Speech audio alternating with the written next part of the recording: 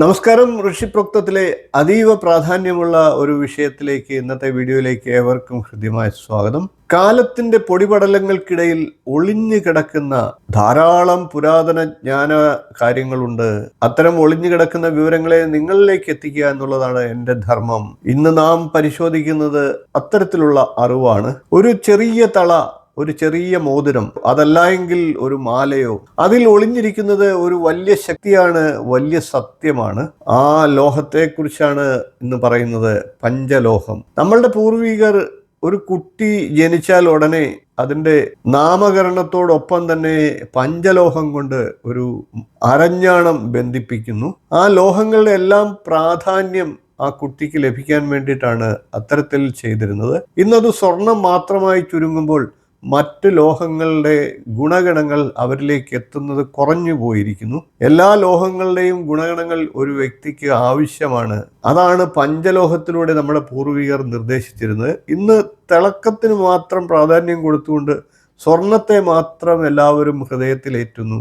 അതൊരു ആഡംബരമായി അല്ലെങ്കിൽ അഭിമാനത്തിന്റെ പ്രശ്നമായി മാറ്റിക്കൊണ്ട് ഇരുമ്പ്, ചെമ്പ്, പിത്തള, വെള്ളി തുടങ്ങിയ ലോഹങ്ങളെയൊക്കെ മാറ്റി നിർത്തുകയാണ് ചെയ്യുന്നത്. അത് പാടില്ല. ഈ ലോഹങ്ങളുടെ എല്ലാം ഗുണഗണങ്ങൾ നമ്മളുടെ ഉള്ളിലേക്ക് എത്തണം. അതിന് നമ്മളുടെ പൂർവികർ ഈ ലോഹങ്ങളെ എല്ലാം കൂടെ ബന്ധിപ്പിച്ചുകൊണ്ട് പഞ്ചലോഹം നിർമ്മിച്ചിരുന്നു. ആ പഞ്ചലോഹത്തിന്റെ ഗുണഗണങ്ങളാണ് ഇന്നത്തെ വീഡിയോയിലൂടെ പറയുന്നത്.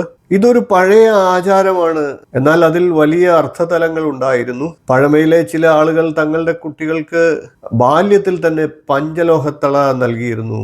5 ലോഹങ്ങളുടെയും ഒന്നിച്ചുള്ള ഫലം ലഭിക്കാൻ വേണ്ടിയിട്ടാണ്. ഇന്ന് പണമുള്ളവർ അത് പഞ്ചലോഹത്തിന് പകരം സ്വർണം മാത്രമായി ചുരുക്കുന്നു. അത് ദോഷമില്ല എങ്കിൽ പോലും മറ്റു 4 ലോഹങ്ങളുടെ ഗുണഗണങ്ങൾ അവരിലേക്ക് എത്തില്ല. അങ്ങനെ ബാല്യത്തിൽ തന്നെ പഞ്ചലോഹത്തള എല്ലാ ലോഹങ്ങളുടെയും ഗുണഗണങ്ങൾ ലഭിക്കാനായിട്ട് നമ്മളുടെ പൂർവികർ കുട്ടികളെ അണിയിച്ചിരുന്നു. കുഞ്ഞ് ജനിച്ച് 28-ാം ദിവസം ചടങ്ങായിട്ട് അത് നടത്തിയിരുന്നു. വ്യത്യസ്ത സമുദായങ്ങൾക്കിടയിൽ അത് വ്യത്യസ്തത ഉണ്ടാകും. ഇതൊരു നിർബന്ധ ആചാരമായിട്ട് കുഞ്ഞിന്റെ കാലിൽ പഞ്ചലോഹത്തള ഇടുമായിരുന്നു. ഇത് കേവലം ഒരു ആഭരണമല്ല, ആഡംബരവുമല്ല. ഇന്നത് ആഡംബരം മാത്രമായി ചുരുങ്ങിയിരിക്കുന്നു. ആരോഗ്യവും ശരീരവും സംരക്ഷിക്കാനുള്ള ഏറ്റവും ഉത്തമമായിട്ടുള്ള മാർഗമായിരുന്നു അത്. ആരോഗ്യ സംരക്ഷണത്തിനായിട്ട് ലക്ഷ്യമിട്ട ഉത്തമമായിട്ടുള്ള ഒരു ജീവശാസ്ത്ര സംയോജനം. ഇതൊരു ആത്മീയ ബോധം കൂടിയാണ്. ഈ ആചാരം ഇപ്പോൾ വഴിതെറ്റിപ്പോയിരിക്കുന്നു. കാലം മാറിയപ്പോൾ അതിന്റെ അർത്ഥവും മാറി. പഞ്ചലോഹത്തിന്റെ ശാസ്ത്രം അറിയാതെ പലരും സ്വന്തം സാമ്പത്തിക നില പ്രകടിപ്പിക്കാൻ വേണ്ടി സ്വർണത്തിലോ വെള്ളിയിലോ ഒക്കെ ആഭരണം ഉണ്ടാക്കി കുട്ടികളെ ധരിപ്പിക്കുന്നു. എന്നാൽ സത്യം ഇതാണ്, സ്വർണം, വെള്ളി ഇവ മാത്രം കുട്ടികൾക്ക് നൽകുന്നതിനേക്കാൾ പഞ്ചലോഹത്തളയാണ് ഏറ്റവും കൂടുതൽ ഗുണകരമായിട്ടുള്ളത്. ഇനി നമുക്ക് എന്താണ് പഞ്ചലോഹം എന്ന് പരിശോധിക്കാം. 5 ലോഹങ്ങളുടെ ഒരു സമഞ്ജസമായ സമ്മേളനമാണ് പഞ്ചലോഹം. ചെമ്പ്, വെളുത്തീയം, സ്വർണം, വെള്ളി, ഇരുമ്പ് എന്നിവയാണ് പഞ്ചലോഹങ്ങൾ. ഈ ലോഹങ്ങൾ ഒന്നിച്ചു ചേരുമ്പോൾ അത് ശരീരത്തെയും പ്രാണശരീരത്തെയും ഒരുമിച്ച് സ്വാധീനിച്ചുകൊണ്ട് ഒരു സൂക്ഷ്മ ഊർജം രൂപപ്പെടുത്തുന്നു. നമുക്കിതിന്റെ ഭൗമശാസ്ത്രപരമായിട്ടുള്ള പ്രത്യേകത ഒന്ന് പരിശോധിക്കാം. കേരള ഭൂമിയിൽ പൊതുവെ ലോഹത്തിന് കുറവുണ്ട്. കേരളത്തിന്റെ സാധാരണ മണ്ണിൽ ലോഹാംശങ്ങൾ കുറവാണ്. ഈ കുറവ് പ്രകൃതിയിലും ഇവിടെ ജീവിക്കുന്ന മനുഷ്യരിലും പ്രതിഫലിക്കും. ഇത് മനസ്സിലാക്കിയാണ് നമ്മളുടെ പഴമക്കാർ മണ്ണിലില്ലാത്തത് ശരീരത്തിലേക്ക് ലഭിക്കാനായിട്ട് അതിനായി എല്ലാ ലോഹങ്ങളെയും സമ്മിശ്രമായിട്ട് ചേർത്തു. അങ്ങനെ പൂരിപ്പിച്ചെടുത്തതാണ് നമ്മളുടെ ഈ വിജ്ഞാന പാരമ്പര്യം. പ്രാണശക്തിയും പഞ്ചലോഹ ശക്തിയും എന്താണെന്ന് അറിഞ്ഞിരിക്കേണ്ടിയിരിക്കുന്നു. മനുഷ്യന്റെ ശരീരത്തിന് ചുറ്റും പ്രാണോർജം നിലനിൽക്കുന്നു എന്ന് നമ്മളുടെ പൂർവികർ കണ്ടെത്തിയിരുന്നു. ഇന്നത്തെ കാലത്ത് അത് ഓറ എന്നുള്ള നാമകരണം ചെയ്ത് ശാസ്ത്രത്തിൽ അറിയുന്നുണ്ട്.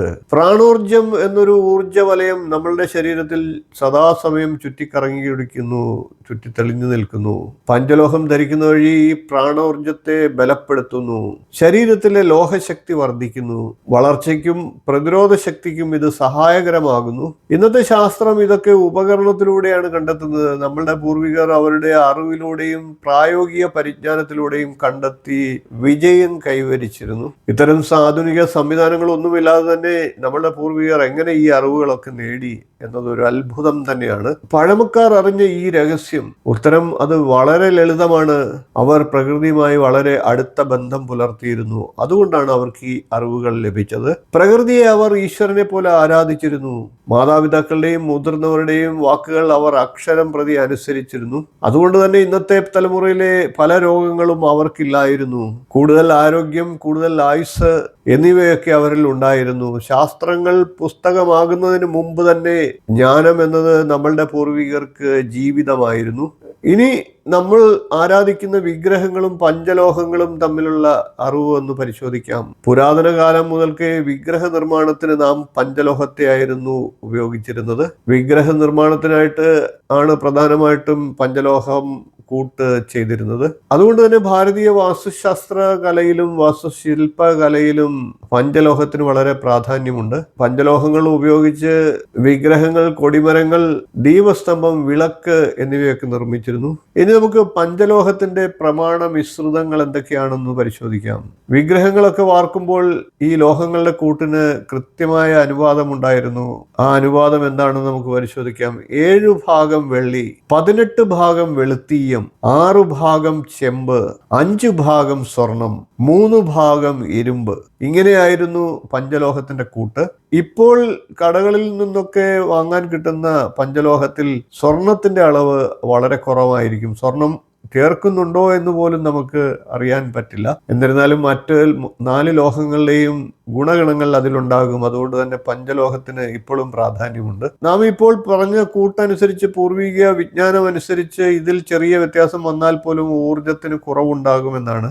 അത്ര കൃത്യമായിരുന്നു നമ്മളുടെ പുരാതന ശാസ്ത്രം. വൈദിക ജ്യോതിഷപ്രകാരവും ജ്യോതിഷപരമായിട്ടും വാസ്തുശാസ്ത്രപരമായിട്ടും ഒക്കെ ഈ വിഷയത്തിന് പ്രാധാന്യമുണ്ട്. പഞ്ചലോഹം വാസ്തുദോഷ ശമനത്തിനും ധനം, സമൃദ്ധി, സ്ഥിരത എന്നിവയ്ക്കും സഹായകമാണ് എന്ന് വിശ്വസിച്ചിരുന്നു. അതുകൊണ്ട് തന്നെ ദേവാലയങ്ങളിലും ഗൃഹാരാധനകളിലും പഞ്ചലോഹത്തിന് നാം പ്രത്യേകം പ്രാധാന്യം നൽകി. പഞ്ചലോഹം എന്നത് വെറും ഒരു ലോഹക്കൂട്ട് മാത്രമല്ല, അത് പ്രകൃതിയെയും മനുഷ്യനെയും ദൈവത്തെയും ഒന്നിച്ച് ബന്ധിപ്പിക്കുന്ന ഒരു പാലമാണ്. ശരീരത്തിന് ശക്തിയും മനസ്സിന് സമത്വവും ആത്മാവിന് സംരക്ഷണവും ഒരുമിച്ച് പഞ്ചലോഹം നമുക്ക് നൽകുന്നു. ഋഷിപ്രോക്തം ചാനലിലെ ഇന്നത്തെ ഈ ആത്മീയ അറിവ് നിങ്ങൾക്ക് ഉപകാരപ്പെട്ടു എന്ന് തോന്നുന്നുവെങ്കിൽ ചാനൽ ഒന്ന് സബ്സ്ക്രൈബ് ചെയ്യുക, നോട്ടിഫിക്കേഷൻ ബെൽ ബട്ടൺ ഒന്ന് ഓൾ എന്ന് എനേബിൾ ചെയ്ത് വെക്കുക. വീഡിയോ ഇഷ്ടപ്പെട്ടുവെങ്കിൽ ഒന്ന് ലൈക്ക് ചെയ്യുക, ഷെയർ ചെയ്യുക, നിങ്ങളുടെ അഭിപ്രായം കമന്റായിട്ട് അറിയിക്കുക. ഇനിയും ഇതുപോലുള്ള പുരാതന ജ്ഞാനങ്ങളുടെ പുത്തൻ വഴികളുമായി നമുക്ക് വീണ്ടും കാണാം. നന്ദി, നമസ്കാരം, ശുഭദിനം.